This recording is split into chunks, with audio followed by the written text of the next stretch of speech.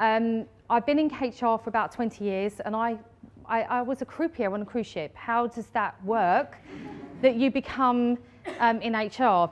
They're not so dissimilar, actually. You're servicing the public. You have to remain calm and tolerant at all times, even when they want to throw ashtrays at you, when they're losing a lot of money. Actually, there's a lot of similarities. So my last job I'm going to focus on is that I've been with Adidas. I've lived around the world. I've been in beautiful places like Shanghai, Copenhagen, New York, and London. It's been amazing. And I've settled back here because I am from here and I feel the need to come back to my roots. My parents are getting older, you know, and I miss family, and it's really important connection. So Carl, I was introduced to Carl. We were talking about New York and the fierceness of the place. And it is a great place, but it's got no, if you're not from there, it can be a very lonely place too, so I'm back home. So in addition to being in HR, I've been learning for the last 6 years. I'm a forever learner. I think I should wear L plates all the time. I'm addicted to learning. I've been doing a master's in psychology because I thought when I grew up I wanted to be a psychologist. I'm not sure what happened, but I'm there and I no longer want to be a psychologist. Anyway, another factor. I've been doing coaching because I think it's an enormous benefit to be a coach in the HR community, and I'll tell you why about that as we go into more digital. And for Adidas, I joined them. They enticed me from Diesel, which were a very rebellious brand. I was working in New York, and they said, please come and work for us because we want to put you in an incubator and see what you're made of. And I was like, oh, this sounds a bit interesting. Let's go and find out what that means. So there was a few of us handpicked from different brands, and we went to Adidas and they gave us some tasks and we hid away from the world. And what that eventually meant was that I was given a lovely black box, said, you now lead digital for Adidas. Go. Okay, right, what does that look like? So my job when I started Adidas was very much around org design, what's the capability, what is digital, what's digital for Adidas, who do we need, what do we need? And it was just collaborating with the business at first. Now, when I left in March, my job was much more about delivery and execution and become a lot more stabilised and normal. So I'm going to kind of touch on why I think coaching is really important going in the digital space, because a coaching style is much more in a collaborative fashion. When we talk about servant leadership, has anybody heard the label servant leadership? I'm sure I see some nods. I don't like the terminology, but I think it describes that at the party, you're the last one to eat and drink. You give your service and you help others on their journey to enable and to unlock any roadblocks that they have. So the coaching really, it became evident for me that I needed to influence and coach rather than tell and instruct. And so that journey with Adidas, while I didn't technically learn anything holistically, my emotional intelligence grew massively. Because I really needed to be a business partner. I needed to step up to the plate and say, what do you need and how can I make it happen for you? So what is digital? Does anyone work in digital space here? Anyone specifically work? Fantastic. So we've got some people. Thank you for making yourself known. What is digital is really personal to the organisation that you work in, because I'm going to tell you a secret. Digital is nothing more than a mindset and an attitude and a way of doing things. It's not a phone device, it's not an Android, and it's certainly not a PC. Digital is an enabler, and basically Adidas, the net sales for e-com needed to be increased. So the way to do that was have direct relationships with consumers. Consumer obsession, consumer obsession, consumer obsession. That was all that was drummed into us.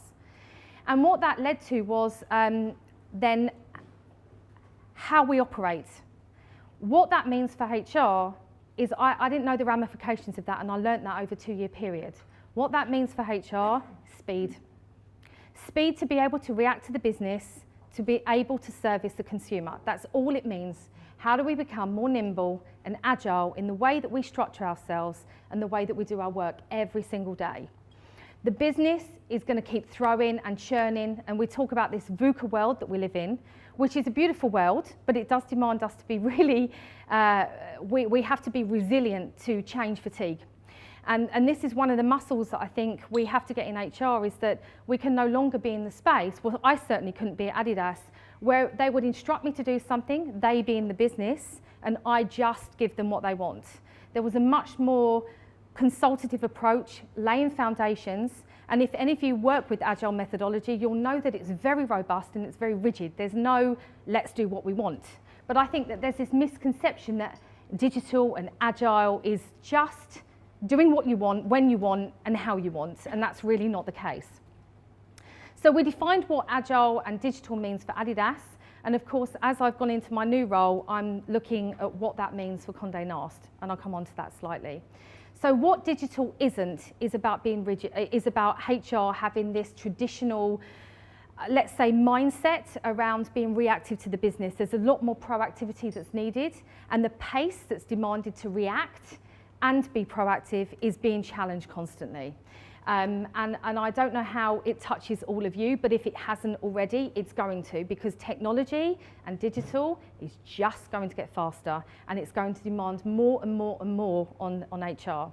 So my advice is kind of strip out your processes that don't need to be done. Take them away. Simplify your business as much as possible. It's really important that HR are present. They're in the business world, they're there with the business. There's no HR and business, they bleed into one. And it's working together of unlocking and being really partners in what is being delivered. So when we talk about product development, that could be any product, anything from a mobile app to maintaining a catalogue of images. There's a product, and that product is important that we understand what is necessary, in what speed we need to react, and enable the business to do what they need to do. So that's kind of a little bit about digital in its effect. And as I go into my new role, so I work for Conde Nast. Conde Nast is better known as a publishing house. They're the largest publishing house in the world, and most of you will know Vogue, GQ, Tatler, Vanity Fair, Self, Wired, Love. I could go on. There's many, many titles. And the publishing world, does anyone work in publishing? Fabulous. So you'll know that there's perhaps this print and digital balance right now. And the allure for me was that I set it all up at Adidas, and I loved the journey so much more setting up than actually getting to the destination. Because when it was all running beautifully, well, beautifully is a strong word, I'm not sure that it's ever finished. The journey is a continuation. But I think I'm excited by disrupting an industry that so desperately needs disrupting. And it's not just me. I can stand here and talk about me, and it's a privilege to do that. I don't get to do it very often, and it feels a bit weird, but I'm doing it. But it is around what is the future in publishing. And I haven't figured it out yet. I don't know exactly, but I know that I can take my wisdom and I can take my experience and drive forward. And there's going to be a team of us that do that. So my next task is to build a group strategy globally for the digital community so that we can make that switch in publishing. So I'm kind of conscious, where am I on time? Doing well, I think. 5 minutes? Oh, fabulous. Okay. So We'll do Q&A as well. So we'll maybe draw in some Q&A. So I really, to help you guys or to share knowledge with you, I can't teach you digital in 10 minutes or 6 minutes or 7 minutes. And I will be available for to speak one-to-one. And my hope is that in a few years, I'll leave the corporate world and be available to consult and do what I love doing, which is help people move forward.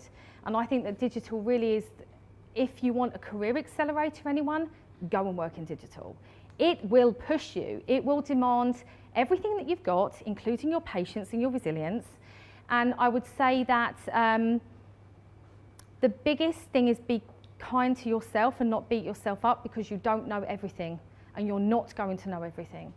There's new ways of working, new technology that's coming up everywhere. I mean, it's impossible to know where your candidate tracking system, your HR system, your performance system, I mean, all of these things. I'm looking at onboarding apps right now. Has anyone got a fabulous onboarding app they can tell me about? Because if you do, come and speak to me, because I'm looking at those right now. And I built one at Adidas, but that doesn't mean to say that it's fit for the new company. So when I started the conversation around What does digital mean for you guys? It's going to look differently in each of your organisations because one shoe does not fit all. I've worked with Google, with Apple, with Burberry, with many brands around their thinking, design thinking of their organisation. No one's got it right. And I don't suppose I've got it right either. So I definitely know that in myself, holistically, I'm much more open to change. I used to absolutely be shit scared of asking for a board presentation 5 days in advance. Now I can do it in 5 minutes and it doesn't faze me. No sleepless nights. So it demands something of you, which is don't look for perfect, look for good enough, right? It's don't go for just it's got to be seamless and beautiful and everything buttoned up to the, forget that. It's about speed. Get it good enough, be able to live with it and say that the journey is on. We go, we tweak as we go along, and that's okay. So there's an uncomfortableness that if you haven't experienced it, that will happen. But it's okay. Just go with it. So I think that I'd love to open up to some Q&A if that's okay. So anybody, fire some questions at me. Yeah. AI is making a big impact on HR and everything. Yes. And a lot of HR people are suddenly having to be very strategic, where it wasn't the key thing that they had to do beforehand. So the coaching thing, how is everyone going to learn to get up to speed on things? Not in everything, but I think a lot of people feel like, wow, like overwhelmed by so many things happening at the same time. I think I asked the chairman, I sat down with him this morning and said, Jonathan, he said, what have you done in the 3 weeks that you've been here, Zoe? And I was like, absolutely nothing. And I'm not going to do anything for 3 months. And he said, oh, well, why is that? And I said, well, because I need to understand the business. I need to understand it really intimately and know what your focus is as an organisation. Only then can I decide what the roadmap is and how to get there with the people side. So my answer would be focus. Keep it simple. Strip out the processes and practices that just don't serve well anymore. And I'm sure that if you really look at them, there's many in your organisation that doesn't need to exist. There's tools and tips and tricks that can do things faster, smarter, and make everyone's life easier. So it's really drilling down and asking the business. Don't take responsibility in HR. Ask the business, what's the priority? And then you'd say, I'm sorry, that's out of scope. Learn to say no. That's not in scope. We're not dealing with that now. Here's our roadmap for 12 months or 2 years, 3 years, 4 years. It's not easy to say no, but it is redefine. You want me to do that and you want me to do it good enough. I can't do that. It's as simple as that. Thank you. I think one of the challenges from my perspective, when we talk about digital, so I've worked in a couple of industries recently and the company spent hundreds of millions of pounds, and actually what's the result? We didn't actually communicate differently with our customer. We might be a bit better at selling things in a more digital way, and we might have changed some of the process. I think the challenge now, so nobody's really grasped big data. Everybody talks about big data, thousands and thousands, but nobody's actually learned how to actually truly analyse that data and use it effectively. Regardless of what you hear in the news about QA and Cambridge Analytica and all the rest of it, if they could do that, companies have been trying to do that for millions of years and they still haven't achieved it yet. So, but my question is, I think AI, you mentioned AI. So I've seen a couple of presentations recently from Google, and that's quite frightening from a change perspective. I'm all right, I'm coming to the end of my career, but from a change perspective, Yes. Roles I thought would not be impacted by AI. So solicitors, for example, they're actually saying, oh, well, actually, that's not quite right. We can use AI to give probably option A, B, and C based on previous, court cases, information, etc. You choose the route that you want to go on based on the output from that. So roles that we all thought weren't going to be impacted by AI that had a judgmental impact, I think actually are going to be. So what's your view in terms of AI as we move forward? I think that's going to be really interesting. It's a great question. I don't know that I've got the full answer, but I can, from holistically, so how I work is very intuitive. I'm well developed in my career, as many of you are, and I think that we all have this intuition that comes along with our jobs, not just our technical expertise. don't be afraid of AI. It's never going to replace human sensories. It's never going to feel and touch and have a kinesthetic partnership with somebody. We are attracted to, we're electrical beings. We are not going to ever, it's not going to replace all of us. But there is a place for AI that can make us really smart. Bots, if anyone's known of Sophie the Bot, if YouTube, Sophie the Bot, bots make mistakes because humans created bots, so we're never going to be flawless in it. But what we can do is that we can create great tools, like, for example, a live chat. So we can sit behind and have a bot, if you've got a HR service and your company is big enough to cope with a HR service, and you've got a global business, which now we're being pushed to have more global presence because we're online, it's having the thinking around how we react to it. So that would be beautiful. In recruitment, I see that there's a lot of value in having AI. And I don't think we know what we don't know. There are certain things that we're going to come against that is going to be, okay, well, that's uncomfortable. Do we want to do that? Don't we want to do that? At the end of the day, we are going to have to evolve somehow and some way because the speed is just not going to stop. So I think my view is embrace it, be afraid of it, be excited by it because it's something new, and we can also learn on that journey of how we develop as humans. But like I say, bots can't reflect, and they can't do something different because they can't reflect on it, a bit like animals. And we can't feel from each other. Bots are not going to have human connection like we have here. So I'm not sure it entirely answers your question, but I think my view is it's coming. There's one thing I encourage you to think about. Bots aren't new. We've been having them in engineering and manufacturing for some years, in cars, in all of that stuff. Bots in a different sense, but we've had robots. It's not new. So they're going to have a place and a space, but they're not going to take over the world, in my opinion. And that's not the view of Adidas, that's Zoe. I think robotics is one thing because that's a continual response to a given input logic. I think AI is slightly different because it learns. Yes. So when it makes a mistake and you tell it it's made a mistake, it learns by the mistake and doesn't do it again. And that's actually a capability that we have within our brain, which is a bit, so that's, I think we're going to really see it different. Yes, and how far that reaches, I'm not sure. We're kind of overpopulated in our world, so I mean, there's really a lot to think about. I'd like to hope it's not going to happen in my lifetime, and we haven't got to worry about it.